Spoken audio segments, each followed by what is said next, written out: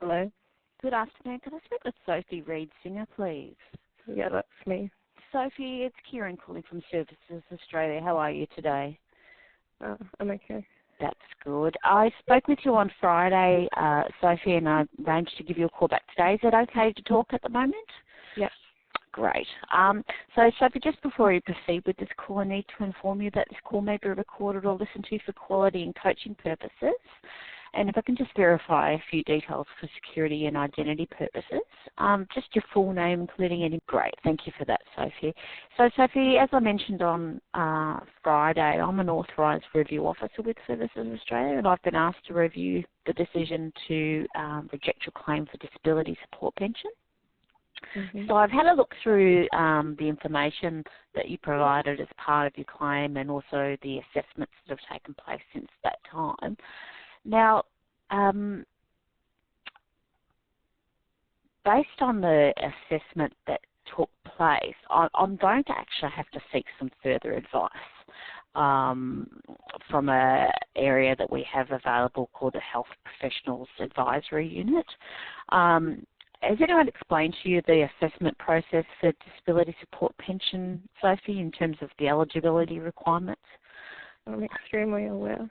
Okay, great. All right. Well, as you may or may not be aware, they've assessed your medical conditions based on an impairment table, and the impairment table is impairment table number 2, which talks about lower limb function. That's right. Table 3, I'm sorry, lower limb function. So talking about your ability to, I walk think distance. you should base my assessment based on chronic pain and fatigue. Okay. Well, but they do look at the assessment tables in terms of your medical conditions and whatever functional impact has. The main functional impact I have is chronic pain and fatigue. Okay, so what I'm going to do, Sophie, is I'm going to refer to that Health Professionals Advisory Unit to have them look at the tables and to see whether or not they agree with the assessment under Table 3. Or whether I would like to be based on chronic pain and fatigue. Yeah, okay. I appreciate what you're saying, Sophie, but they will determine which. But, ma'am, it's inappropriate to do it any other way. Okay, all right. Sophie, you have been given a 10-point impairment rating under Table 3. I think there's maybe very borderline as to whether or not we can assess you as 20 points, therefore meeting the severe impairment rating on that table. So that's what I'm going to ask that unit to do is have a look at the situation, maybe speak to some of your specialists and determine whether or not we can look at recommending. That would be inappropriate. Okay. All right. Well, unfortunately, Sophie, it's not up to you to determine what impairment table is the most appropriate. But, ma'am, I have a disability and I've had it my whole life. I think you should base it on chronic pain and fatigue. Okay. That's my main symptom. Okay. All right. It's not my intention to upset you, Sophie, so I don't really want to continue the conversation and upset you any further. I would like to continue it. Okay. As I said, I'm going to ask this unit to have a look at the assessment that's been done and give their opinion as to what would be the most appropriate table.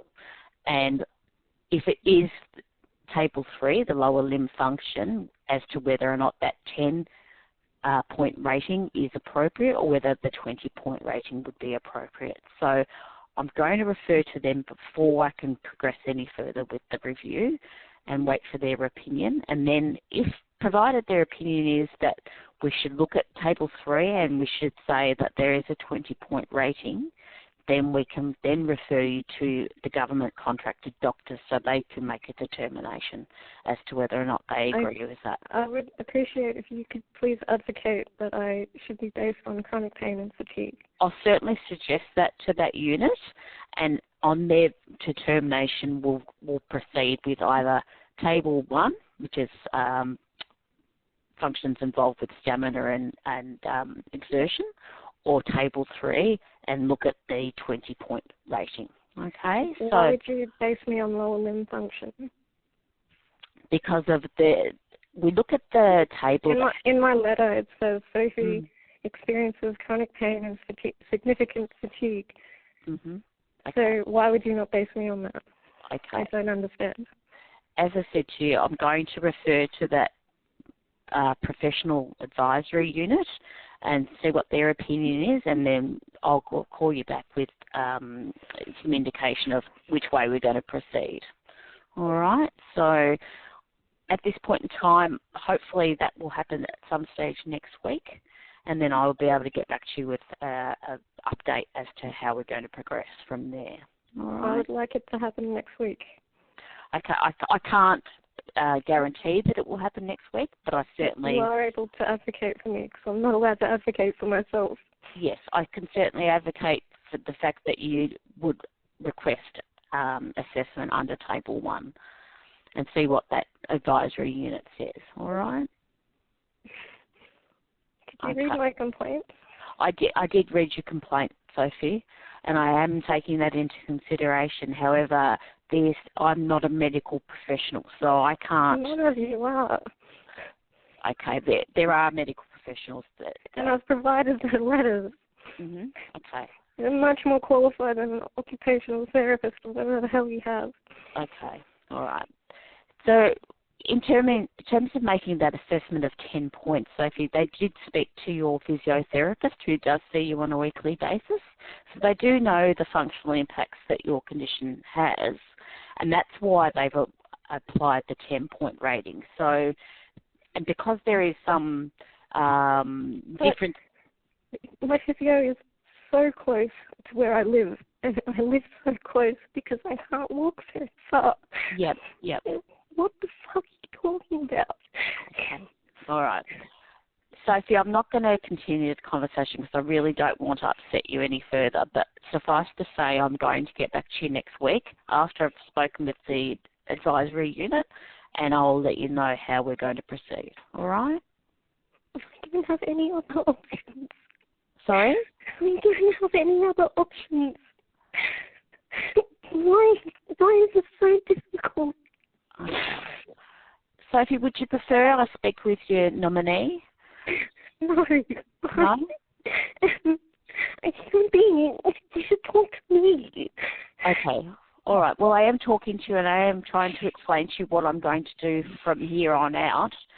I can't make any radical changes without referring to these particular people. So I'll have to go from there, and I'll get back to you and update you as to where we're going to progress from. All right? You don't pass me. I'm going to die. Sorry?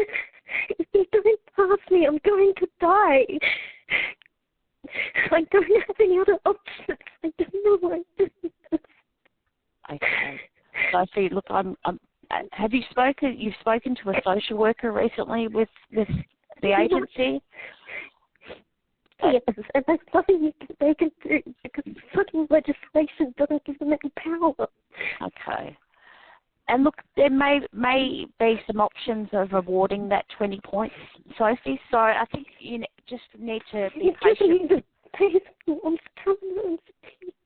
I'm sorry, I can't hear you. I'm having to lie and hear you. He just needs to base me on chronic pain and fatigue.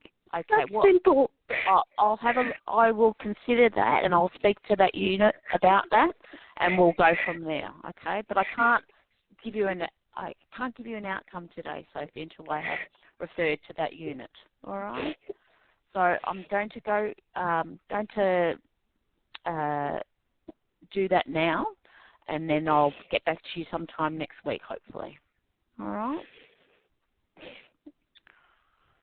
I understand that that's probably not the outcome that you're after today, but I can't give you any particular outcome today.